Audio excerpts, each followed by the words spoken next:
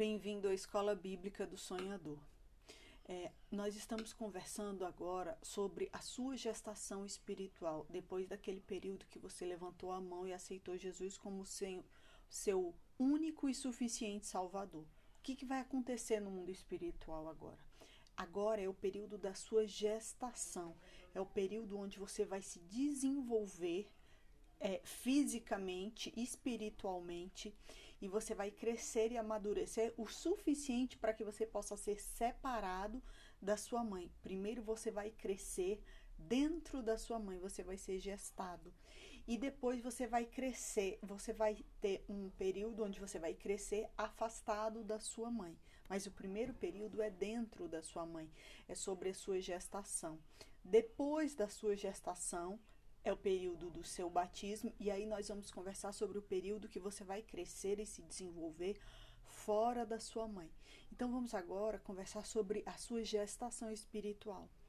Apesar de ser um dos primeiros degraus da sua evolução espiritual, é um período fundamental para que você possa crescer espiritualmente sadio e se desenvolver e crescer e exercer 100% do seu potencial. É o que o Senhor almeja para você. Ele não almeja que ninguém tenha um desenvolvimento medíocre, mas infelizmente é o que acontece. Essa escola bíblica é para que você possa fazer a diferença, perceber as deficiências com as quais você foi gerado para que você possa corrigir.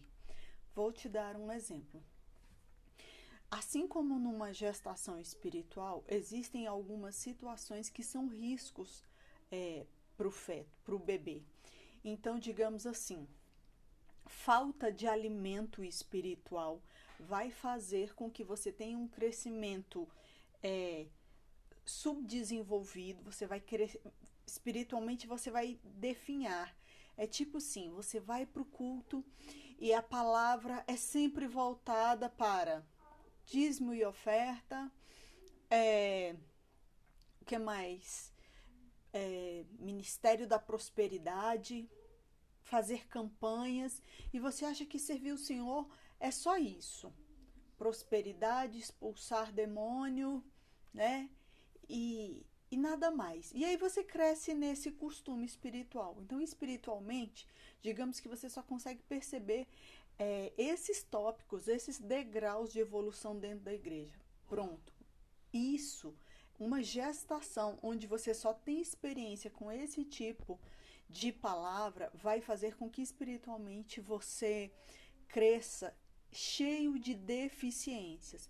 Às vezes, você chega numa situação onde você pode até ser abortado.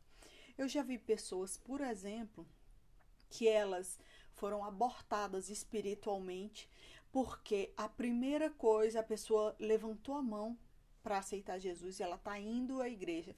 Primeira semana que ela está na igreja, o pastor quer saber de que ela trabalha, quer saber se ela vai entregar o dízimo. Agora não é hora de fazer cobranças a uma pessoa. Agora é hora da igreja, que é como mãe, se doar para o filho. Não é hora de você receber nada do filho. Agora é hora de você ensinar o filho, alimentar o filho espiritualmente para que ele cresça. Então, o que acontece? Eu preciso alertar você sobre situações de pecado para que você não seja abortado espiritualmente, nem que você tenha um nascimento, um batismo, onde você venha nascer com deficiência. Por exemplo, você está lá na igreja e o pastor, seja lá quem for, ensinou para você que o divórcio é uma coisa aceita, é uma coisa correta, que o homossexualismo é uma coisa normal, é uma coisa aceita. Digamos que você veio a ter contato, né, com um tipo de palavra dessa. Você vai crescer espiritualmente, mas é como se você fosse aquele bebê que quando nasce sem as pernas. Você vai nascer espiritualmente? Vai, mas você vai nascer deficiente e pode ser que você não consiga evoluir espiritualmente por causa disso.